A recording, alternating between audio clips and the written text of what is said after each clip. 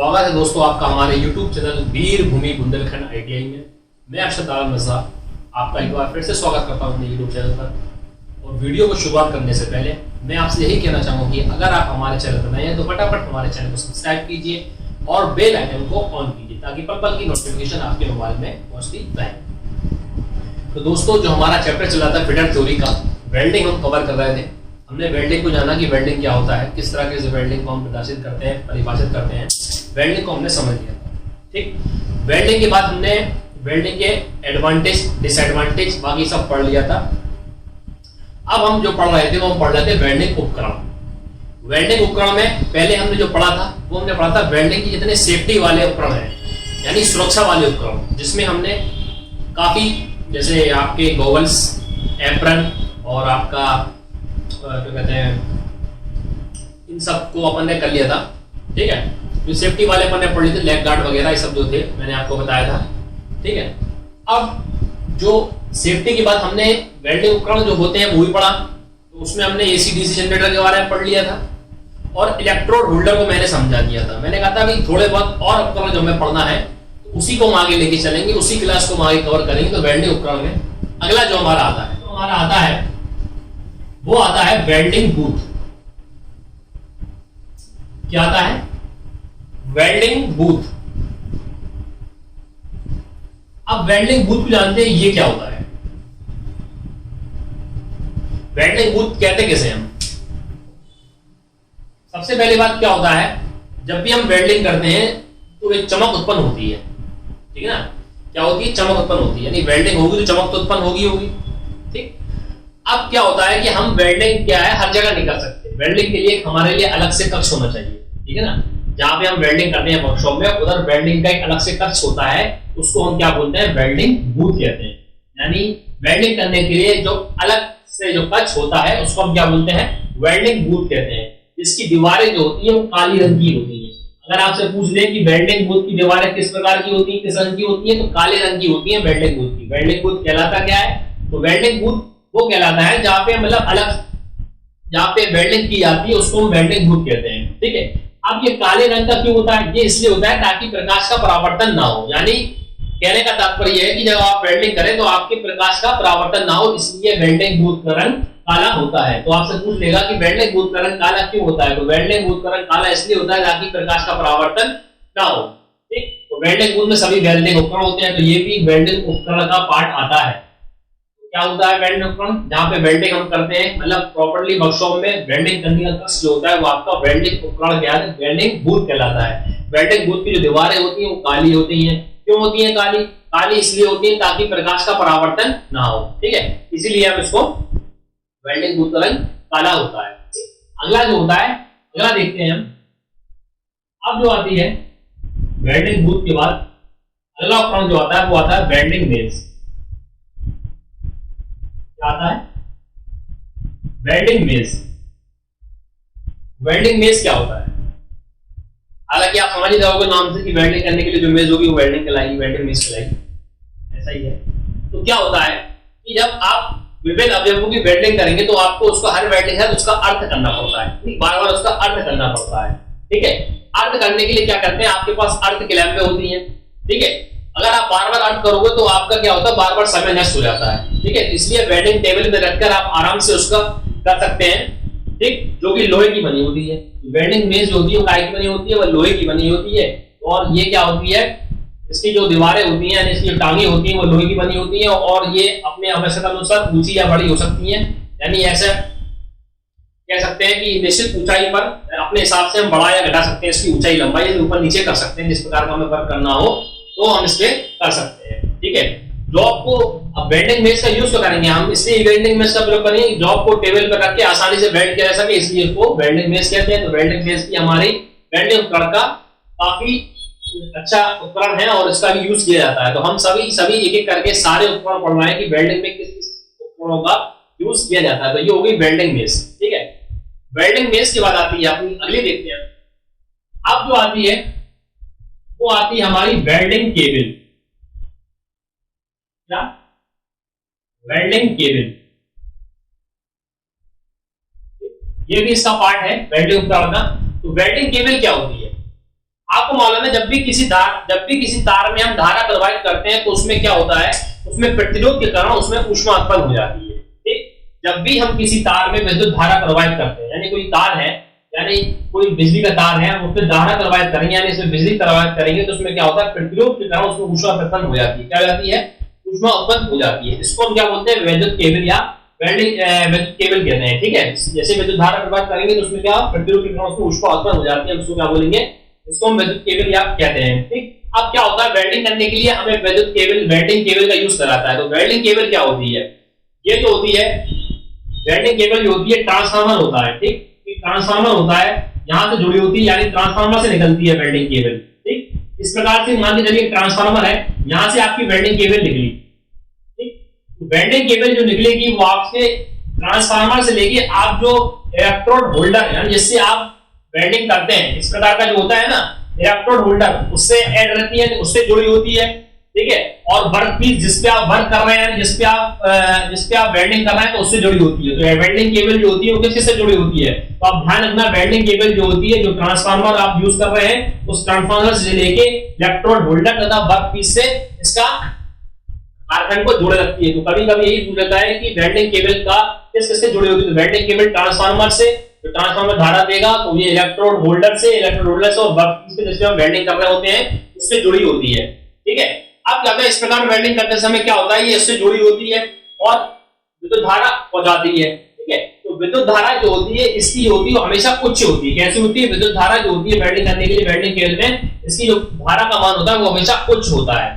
ठीक है, ठीक है, और इसकी क्षमता भी काफी अधिक होनी चाहिए। ठीक, अब कभी कभी क्या होता है, अगर विद्युत धारा ज्यादा हो जाएगी तो ये क्या गर्म पड़ जाएगी, यानी विद्युत केबल का प्रभाव अगर ज्यादा होगा तो जाहिर सी बात है कि जो केबल हो रही है वो हीट मारने लगेगी, ज्यादा गर्म हो जाएगी, और अगर केबल ज्यादा हीट हो जाएगी तो हमारी जो वेल्डिंग होगी उस पर विपरीत वर्क होने लगेगा, यानी हमारी वेल्डिंग में खराबी आने लगेगी। इसलिए अपने नियम अनुसार ही हम धारा कितनी करना है, कैसी करना है, उसका यूज करेंगे। अगर हम ज्यादा धारा प्रवाहित करेंगे तो जो केबल होगी वो आपकी गर्म हो जाएगी, और जैसी वेल्डिंग, अगर आपकी जो केबल गर्म हो जाएगी तो आपकी जो वेल्डिंग होगी उस पर विपरीत प्रभाव पड़ना पड़ेगा, यानी विपरीत प्रभाव आने लगेंगे आपकी वेल्डिंग में। ठीक है, तो वेल्डिंग केबल जो होती है, वेल्डिंग केबल जो होती है, अब जैसे अपन को वेल्डिंग केबल है, अगर अधिक दूरी पे ले आके काम करना है तो हमें अधिक प्रकार की वेल्डिंग का यूज होगा। ठीक है ना, यानी केबल हमें ज्यादा दूर पर, यानी जरूरत के हिसाब से हमें जितनी, अगर वेल्डिंग मतलब जहां पे हमें वर्क करना है तो जितनी हमें दूरी होगी उतनी केबल की जरूरत पड़ेगी। तो वेल्डिंग को अपने हिसाब, केबल को अपने हिसाब से हम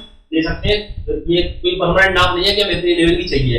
जैसा आप वर्कशॉप में काम कर रहे हैं, अगर कम दूरी पे काम कर रहे हैं तो कम केबल की जरूरत होगी, और अधिक दूरी पे काम कर रहे हैं तो अधिक केबल की जरूरत होगी। तो ये हो गई आपकी वेल्डिंग केबल। मैंने आपको वेल्डिंग केबल बता दिया कि वेल्डिंग केबल क्या होती है। वेल्डिंग केबल जो होती है वो आपकी वेल्डिंग, मतलब उसमें किसी भी तार में हम विद्युत धारा प्रवाहित करते हैं तो उसके प्रतिरोध के कारण उसमें ऊष्मा उत्पन्न हो जाती है। ठीक है, ऊष्मा उत्पन्न हो जाती है, क्या जाती है, ऊष्मा उत्पन्न हो जाती है। ठीक है, तो जो वेल्डिंग केबल जो होती है, वेल्डिंग केबल जो होती है काय से निकलती है, वो ट्रांसफार्मर से लेके आपके ट्रांसफार्मर से जुड़ेगी, और ट्रांसफार्मर से लेके आपके इलेक्ट्रोड होल्डर और वर्कपीस को जोड़ रखती है। ठीक है, यानी वर्कपीस से, इलेक्ट्रोड होल्डर से और ट्रांसफार्मर से जुड़ी होती है। ठीक है, वेल्डिंग का जो होती है धारा हमेशा उच्च का प्रयोग किया था। वो क्या, वेल्डिंग में कैसी धारा का प्रयोग किया था, वेल्डिंग में हमेशा उच्च धारा का प्रयोग किया जाता है। तो वेल्डिंग केबल मैंने आपको समझा दी, वेल्डिंग केबल का कैसा क्या यूज होता है। अब बात आती है वेल्डिंग केबल के गुण आते हैं कुछ, यानी आपको जो वेल्डिंग केबल आप यूज कर रहे हैं उसको आप किस तरह से यूज करें, उसके कुछ गुण होते हैं, यानी कुछ फैक्ट बताए गए हैं कि आपको इस प्रकार की आपकी चाहिए। ठीक है, सबसे पहला आता है कि केबल में जो होता है, जो आपकी वेल्डिंग केबल होती है उसमें जो लचक अधिक होनी चाहिए, यानी उसमें लचक हो अधिक होनी चाहिए ताकि वेल्डिंग आसानी से कार्य कर सके। यानी जो आपकी केबल हो, सबसे पहला जो उसका गुण आता है वेल्डिंग केबल का, उस केबल में क्या होना चाहिए, जो उसकी लचक होनी चाहिए। ठीक है, लचक जो होनी चाहिए वो उसकी अधिक होनी चाहिए ताकि आसानी से हम वेल्डिंग कर सकें। ठीक, सबसे बड़ी बात क्या होगी, आपकी केबल होगी उसमें लचक होगी तो आप आसान से कर सकते हो। ठीक है, और जो आपकी केबल हो उसमें इंसुलेशन और रगड़ सहने की क्षमता होनी चाहिए। ये नहीं कि आपकी क्या, मतलब ऐसा होना चाहिए कि जरा सी रगड़ क्या पता स्पार्क हो जाए, है ना, खराब हो जाए। तो केबल जो ना मोटी होनी चाहिए, तो यानी वो रगड़ सह सके। तो केबल जो होनी चाहिए अच्छी क्वालिटी की होनी चाहिए। केबल में इंसुलेशन, इंसुलेशन का मतलब क्या होता है कि जैसे अब हम वर्क कम कर रहे हैं तो चिंगारी निकलती है वेल्डिंग करते समय, ये नहीं कि उसमें आग लग जाए, ठीक है ना। तो इंसुलेशन पर रगड़ सहने की क्षमता होनी चाहिए, रगड़ सहने की क्षमता होनी चाहिए, ठीक। ये भी इसका गुण हो गया, ठीक। तीसरा क्या होता है कि इसकी जो क्षमता होनी चाहिए वो काफी उचित क्षमता होनी चाहिए, ठीक है, ताकि ये ज्यादा जल्दी गर्म ना हो। केबल की क्षमता जो होना चाहिए, यानी केबल की जो क्षमता होनी चाहिए वो अधिक होनी चाहिए। अधिक इसलिए होनी चाहिए, ये नहीं कि हमने जरा सी वेल्डिंग की नहीं और हाथ में गर्म हो जाए। मैंने बताया कि वेल्डिंग केबल अगर गर्म हो जाएगी, ज्यादा जरूरत से ज्यादा गर्म हो जाएगी, तो वो वेल्डिंग पर विपरीत प्रभाव छोड़ना पड़ेगी, यानी इस पे स्पॉट आ जाएंगे या आपकी जो वेल्डिंग होगी वो गलत होने लगेगी। इसलिए इसका जो प्रभाव होना चाहिए वो, इसकी क्षमता होनी चाहिए वो अधिक होनी चाहिए, ताकि वो जल्दी गर्म ना हो, ताकि वह जल्दी गर्म ना हो। तो ये सब आपकी वेल्डिंग केबल के गुण हैं। उम्मीद करता हूं आपको ये समझ में आया होगा, ठीक। तो वेल्डिंग केबल आपने पढ़ ली, ठीक। अगला देखते हैं हम, तो है वो है केबल कनेक्टर। क्या है?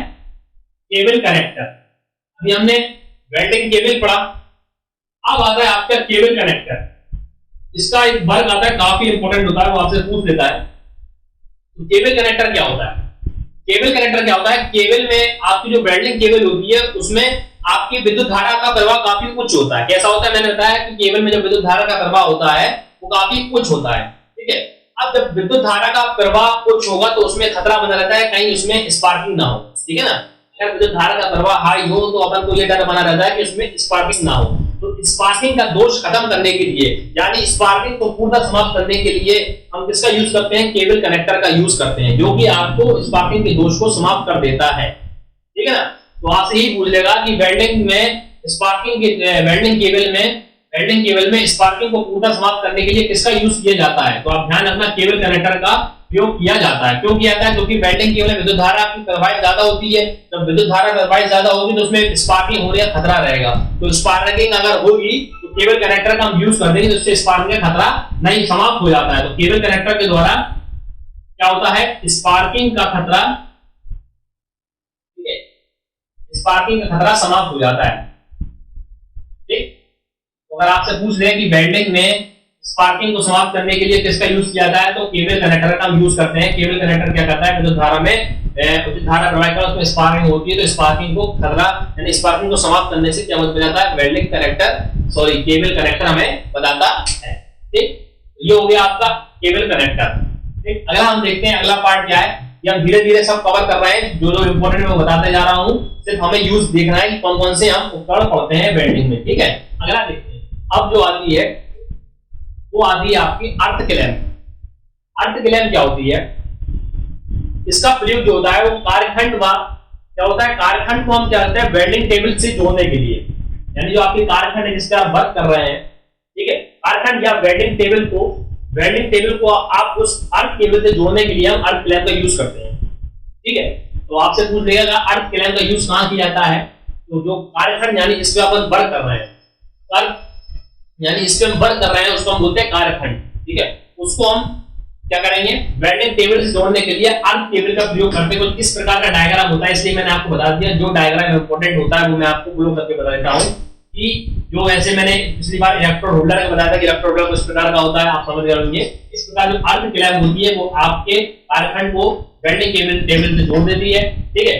तो ये इस प्रकार के अर्थ केबल का प्रयोग किया जाता है। तो अर्थ केबल जो होती है, ठीक है। अब उच्च गुणवत्ता की वेल्डिंग प्राप्त करने के लिए, अगर हमें उच्च गुणवत्ता की वेल्डिंग प्राप्त करना है, यानी अच्छी वेल्डिंग प्राप्त करना है, तो अर्थ क्लैंप का यूज ही करना पड़ेगा।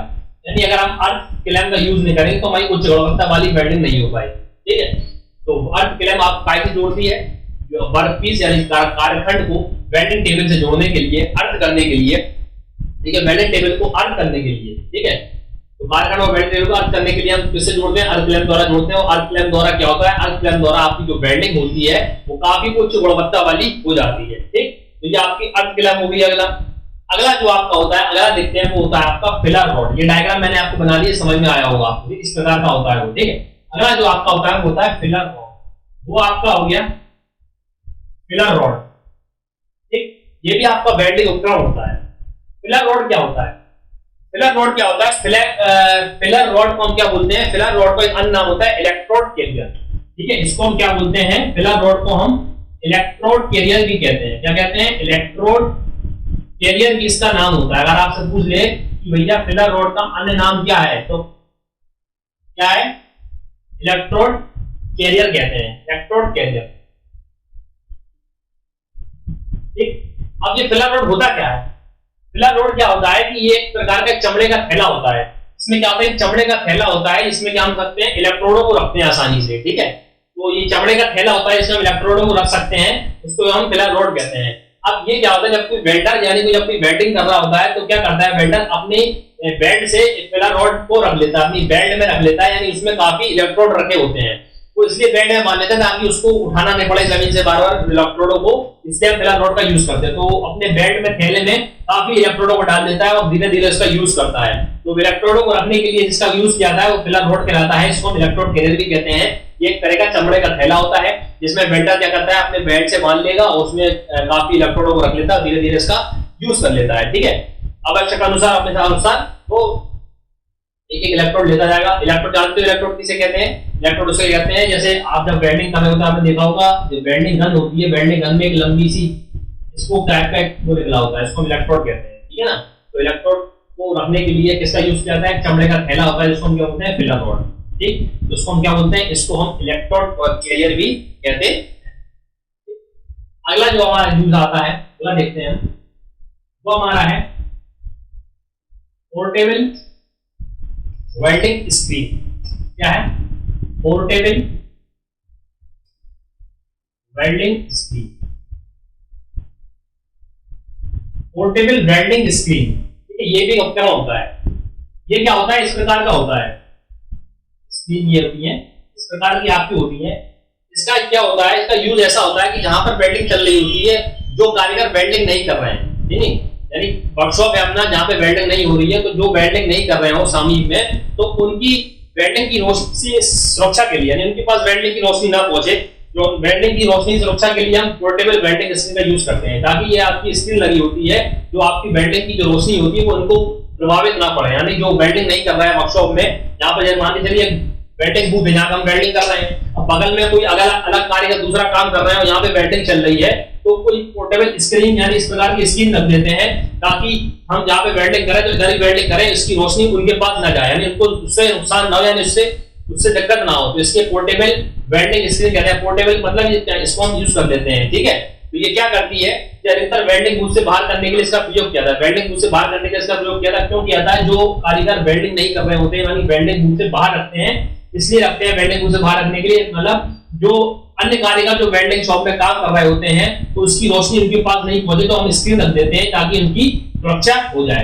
तो ये होगी पोर्टेबल वेल्डिंग स्क्रीन। तो इतने प्रकार के हमने वेल्डिंग उपकरणों का यूज किया है, हमने सभी वेल्डिंग उपकरणों को पढ़ा, सेफ्टी और जो बाकी जो आपके उपकरण थे वो सब हमने जानकारी ले ली कि कौन कौन से वेल्डिंग उपकरणों का यूज किया था, और सबके बारे में थोड़ी थोड़ी जानकारी प्राप्त कर ली।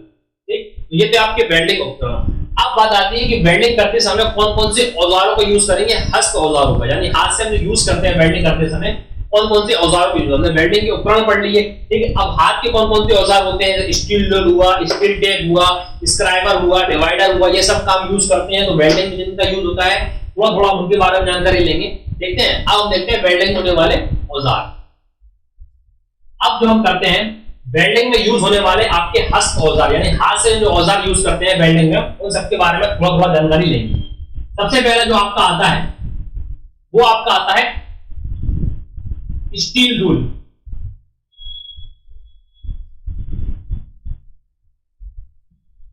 स्टील रूल, ठीक। स्टील रूल का मतलब होता है, हम साधारण भाषा में कहें तो स्केल जो आपका होता है उसको हम रूल बोलते हैं हिंदी में, ठीक है। तो स्टील रूल होता है। अब स्टील रूल क्या होता है, इसके लिए आप समझ सकते हैं किसे कहते हैं। स्टील रूल अधिकतर जो होता है लकड़ी का बना जाता है। आपने देखा होगा जब आप किसी टेलर के पास जाते हैं तो जो स्केल लिया जाता है वही कहलाता है स्टील रूल। असल जो आपका रूल होता है वो लकड़ी का होता है, ठीक है। स्टील रूल जो होता है वो अधिकतर काय का बना होता है, वो आपका होता है वो अधिकतर लकड़ी का बना होता है, ठीक। अब कभी अब ये साथ साथ आप जो हो रहा है यूज, तो आपका स्टेनलेस स्टील का ही बन के आ रहा है, ठीक है। ज्यादातर जो बन के आ रहा है वो स्टेनलेस स्टील का बना आ रहा है। तो अगर आपसे पूछे कि स्टील काय का बना आ रहा है अधिकतर, तो धातुओं में वो स्टेनलेस स्टील का बन के आ रहा है, ठीक है। और स्टील रूल का आप यूज कर सकते हैं। तो ये तो बात आने की बात, जरूरी नहीं है कि इसका यूज क्या करेंगे, तो नापने के लिए करेंगे। इसमें क्या होता है, इस प्रकार का होता है स्टील रूल, स्केल होते हैं, इसमें इंच व सेंटीमीटर के मार्क बने होते हैं, इस प्रकार के बने होते हैं। ठीक है, ये होता है स्टील रूल, चाहे वो लकड़ी का हो चाहे वो स्टेनलेस स्टील का हो। ठीक है, इसमें मार्क बने होते हैं, इंच और सेंटीमीटर की माप रहती है। ठीक है, स्टील रूल कितने mm तक के होते हैं बाजार में, तो 150 mm का होता है, 200 mm का होता है, 300 mm का होता है, 400 mm का होता है, 500 mm का होता है, तरह तरह के बाजार में उपलब्ध होते हैं स्टील रूल।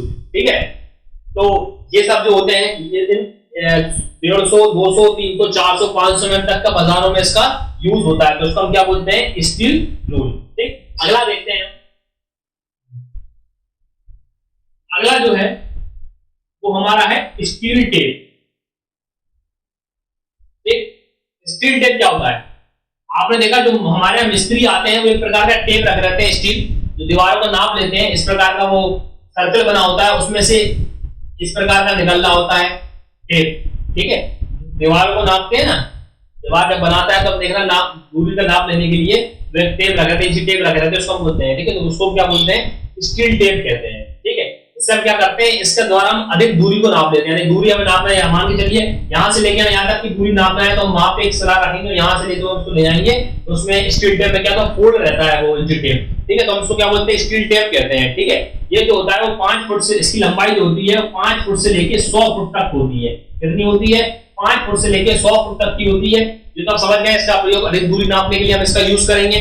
ठीक है, ये जो होता है धातु की पतली चादरों को प्रिंट करके बनाया जाता है, ये धातु की पतली चादर होती है, उसको आपको पतली करके इसको प्रिंट के रूप में बना दिया जाता है। ठीक है, इसमें क्या होता है, इसमें भी सेंटीमीटर और आपका इंच के नाप दिए होते हैं, यानी कि सेंटीमीटर और इंच के नाप दिए होते हैं इस इंची टेप में भी। ठीक है, तो स्टील टेप का भी यूज हम क्या करते हैं, दूरी नापने के लिए करते हैं। ठीक है, जो कि इसकी लंबाई 5 फुट से लेकर 100 फुट तक की होती है। ठीक, और इसमें जो निशान बने होते हैं काय के बने होते हैं, इंच और सेंटीमीटर के बने होते हैं, तो उसको हम बोलते हैं इंची स्टील टेप बोलते हैं। ठीक है, अब जो अगला आता है वो आता है आपका स्क्वायर।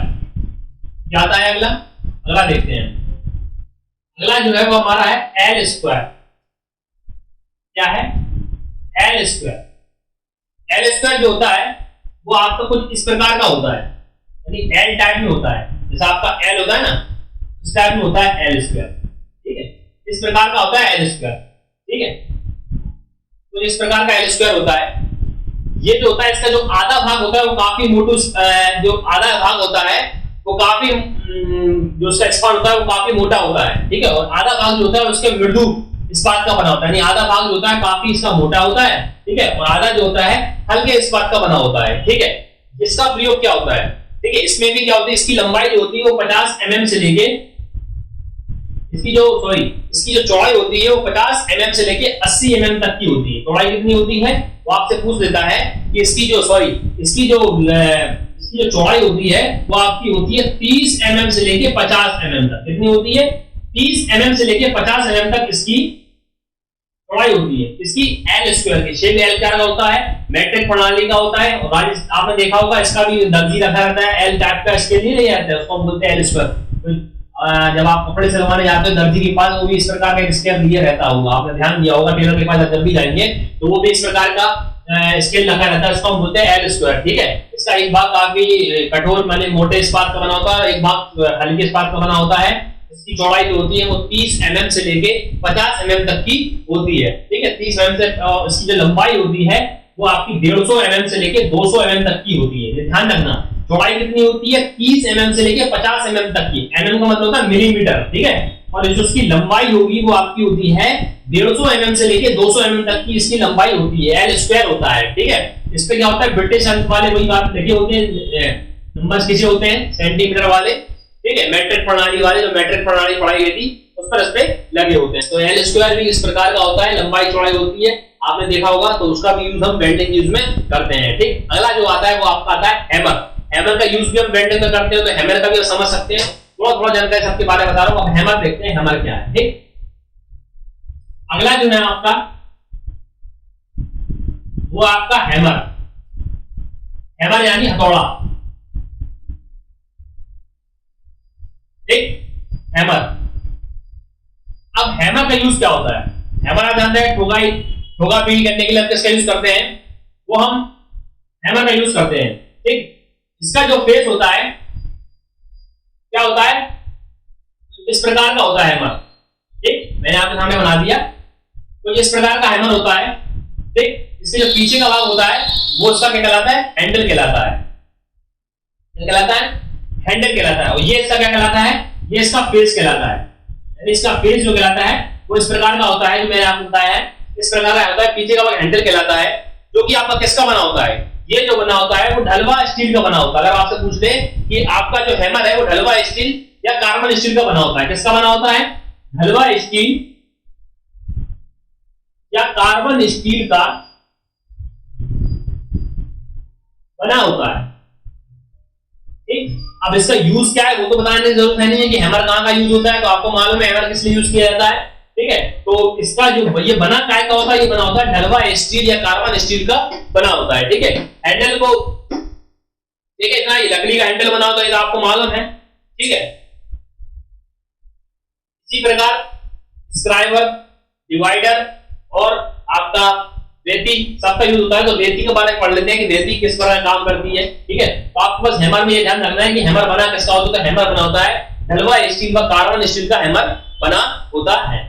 ठीक, और जो मैंने इसको बताया, जैसे आपके सामने स्क्वायर एल स्क्वायर बताया, तो एल स्क्वायर की जो चौड़ाई होती है वो 30 mm से लेके 50 mm तक की होती है। ठीक है, कितनी होती है, 30 mm से लेके 50 mm तक की होती है, जबकि उसकी लंबाई जो होती है वो 150 mm से लेके 200 mm तक की होती है। तो आपसे लंबाई मात्रा ये सब पूछ सकता है। ठीक है, अगला देखते हैं हम, वो है आपकी हस्त रेती।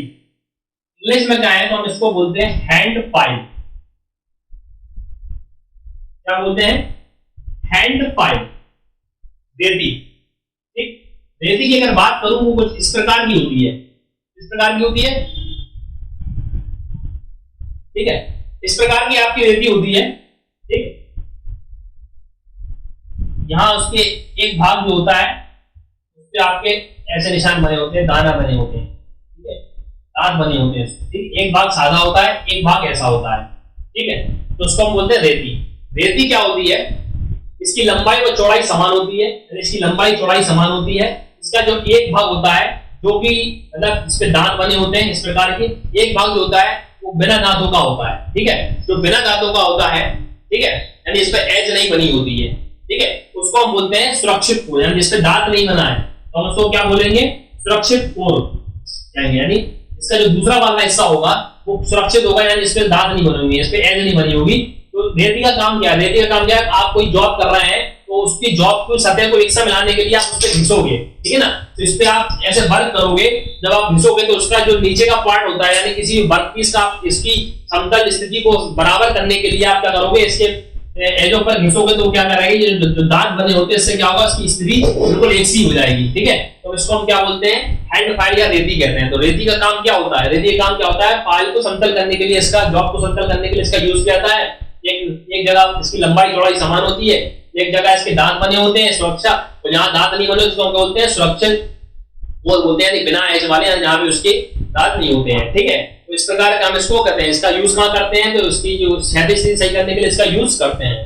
ठीक है, तो आज हमने वेल्डिंग की उपकरण और हाथ से यूज होने वाले यूज जो हैमर वगैरह और रेती वगैरह और स्टील टेप सब हमने पढ़ा है।